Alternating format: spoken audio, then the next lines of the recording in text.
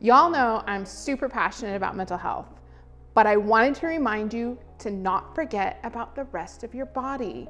Go to the freaking doctor for all this not so fun stuff when you're back in port. I know it's like the last thing that you want to do, but the dentist, the eye doctor, the gyno, I know not so fun, but necessary. And guys, you go do whatever it is that you got to go do if you're getting up there in age. Y'all know what I mean.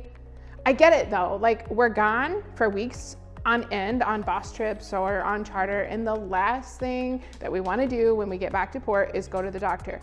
But you'd be surprised at how the years, and yes, I mean the years, fly by, and before you know it, you're like, oh my God, I haven't had my teeth cleaned in ages. I haven't had my eyes checked in ages.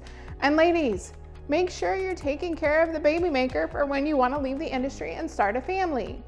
Like, here's how I do it. I literally schedule my stuff for when I know I'm gonna be home and in port, and I jam it all into like literally 1 or 2 days, because I mean, let's face it, it's the not so fun stuff that we gotta do, but we gotta do it.